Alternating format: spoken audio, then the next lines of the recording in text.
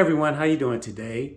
When I was younger, I went through a phase, especially like in middle school and early high school, where I kind of had an insecurity complex about not having, quote unquote, a bunch of friends.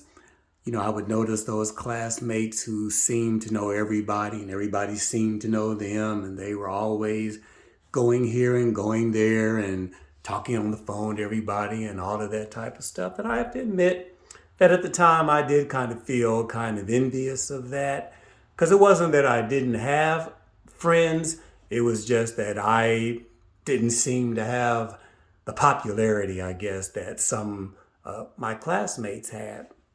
But then as I got older, I did go through a phase where it did seem like I had a whole lot of quote unquote friends and people I could talk to on the phone all the time and hang out with and go to the store, go to the mall, go out to eat, all that type of stuff. But I also started to notice that many of those people, the way I felt was only in my presence if I was providing something to them, whether it was a ride somewhere or whether it was buying their dinner or their movie ticket or loaning them money and things like that. And if I was reluctant to do any of those things, then it seemed like a guilt trip was being thrown on me by some of them just because of that reason. So at this age that I'm at now, I've come to realize that it is not the quantity of friends that you have, it's the quality. And God has blessed me to have a very, very small circle of friends. And for me personally, I don't even call them friends anymore. Actually, they're my family. They're not blood family, but they're family.